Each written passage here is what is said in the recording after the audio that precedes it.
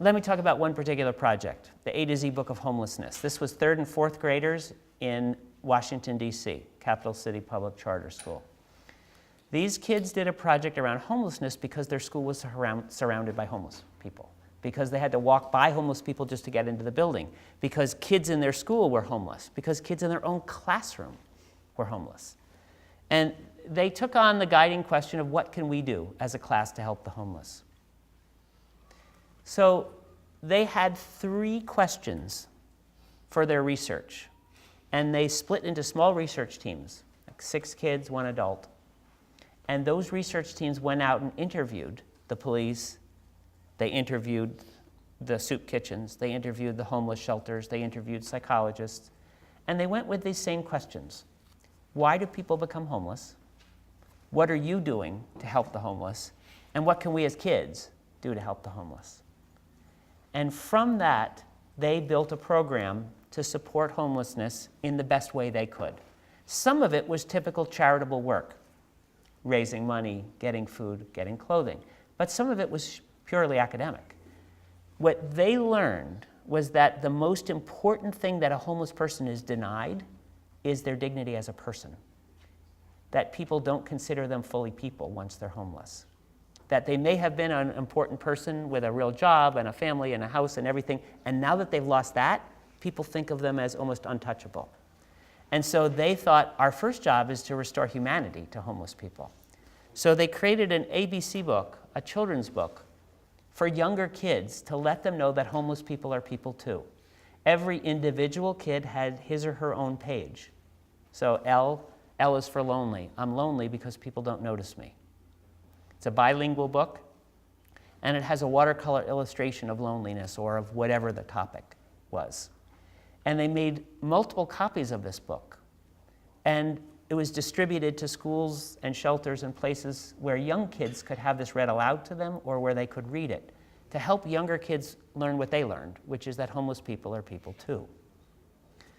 Now, in the course of their research and their interviews and their writing and their multiple drafts, they got very invested in this.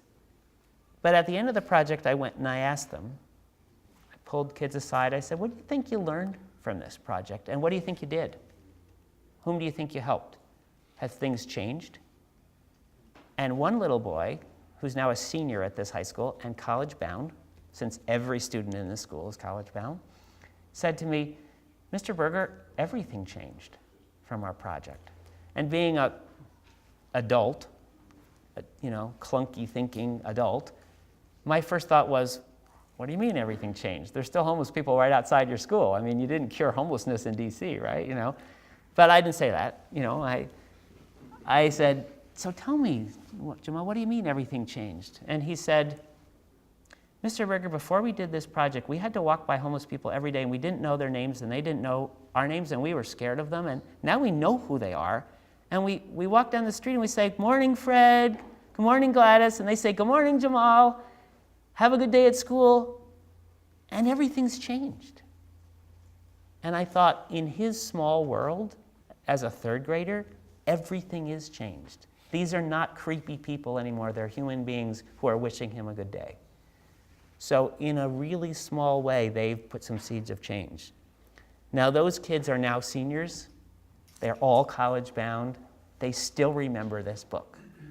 When they were 8th graders, they had a distinguished visitor to their school. They went up to their teacher and said, this is a K through 12 school, just to explain. They went up to their teacher and said, could we give a copy of our book to our visitor? And the teacher said, what book? And they said, the book we made in 3rd grade.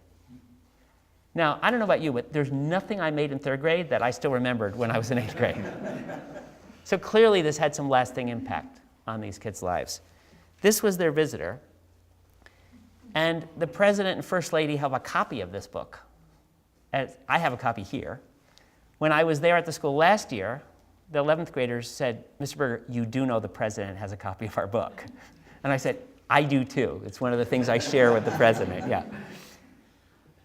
And it was just a real testament of we're doing important work for the world. This is what I mean by getting smart to do good. Let me use a different example. At a separate high school, one where I was spending much of my last week, Springfield, Massachusetts. It's a 6 through 12, 700 kids, 3 consecutive years of 100% college acceptance for graduates. They're about to hit their 4th, graduating typically 90 kids each year, mostly low-income kids of color, mostly whose parents did not graduate high school or go to college. Why are they doing so well? They're doing work that they think matters, and so they're working their butts off because they're on a mission. So here's the mission. They did a project called Greenprint. And what that project was is a blueprint for the city to make it greener. They got trained by city energy auditors to do energy audits for city buildings, to check windows, to check insulation, to check boilers, to check HVAC systems. And when you think about it, 9th graders are not that much different than adults. Once you teach them what to do, they could go out and do an energy audit of a building as well as an adult could. And when they started doing it, they created a report by getting their data and did a report on all the school buildings about where the school buildings were losing energy and where the city was losing money, and what retrofits to the buildings should be done to save energy, and how much money the city would save over time if they made those investments. They presented that report to the mayor and the city council, and they asked the city to invest $156,000 into retrofitting school buildings. And they guaranteed that every penny would be paid off within 5 years, and the city would start making money off their investments. So the mayor pulled the staff aside after, of course we did it in a press conference, to put pressure on the mayor to have to respond. And the mayor was terrific and pulled his staff aside and said, "What do you think?" And they said, "We trained them. I mean, this is good data. These data are accurate." And the mayor, Dominic Sarno, bless him, he's still there, still a terrific mayor, said, "Absolutely, we're going to make this investment." They made the investment. Within 1 year, the city saved $84,000 in energy expenses. By the second year, they had saved every penny they had put in, and they were saving money. So they were not only making a greener world, they were also saving city funds. Then they went back to the school and said, "We want to set aside $250,000 for more building retrofits. Will your students be our auditors for our city buildings?" Now, you could argue that it's slave labor, and in a way it is, because these kids are getting paid to do what you could pay city people to do. What those kids saw it as was, oh my God, what we're doing right now, if we can just get through college, we can make a lot of money doing that same thing right now. And they felt like we are great scientists already. Now, not coincidentally, those same students did incredibly well on the 10th grade science exam the next year, which is a statewide exam in Massachusetts. But here's an interesting thing. The science exam is not about energy efficiency. The science exam is about everything under the earth. It's about biology and physiology and astronomy and cosmology. It's like, you know what a science exam is like, right? So why did those kids do well on that science exam? Because they had a different self-image.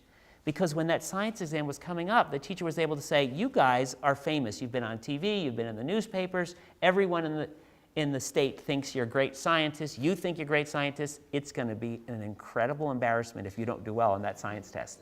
You need to prove to the state that you can do as well or better than the suburban kids." And so the kids, of course, took it seriously. They had pride. They formed study groups. They actually did the review that they needed to kick the butt of that science test, and they did. And then they were proud. The big difference is it's hard to get 10th graders to form study groups about a state test that they don't care about. But they cared about it because of their new sense of pride. So these projects, you think, how can you spend time on this when we've got all these other science topics to do?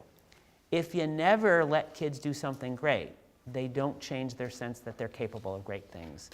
And that when you ask them to then study their butts off for an important exam, what currency do you have to get them to care? This time they did care.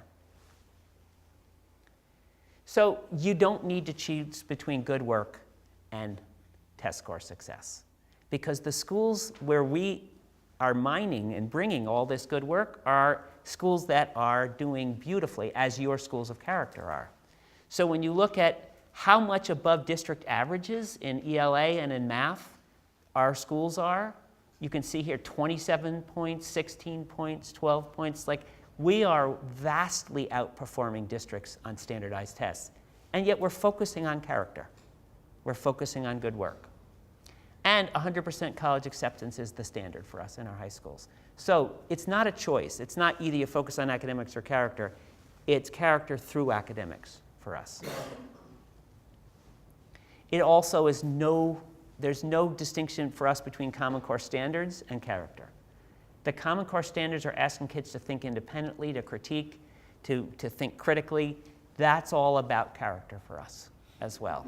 So the Common Core curriculum that we're creating for national use bakes in character right into it. In fact, the model curricular unit that we sent to New York State, which won us the contract, the exclusive contract to do all the Common Core curriculum for grades 3 through 8 for New York State, was a unit based on the Universal Declaration of Human Rights and having kids understand how to uphold justice and rights for people in the world. And they accepted it. So there was no pushback from New York to take character and put it at the center of what we were doing.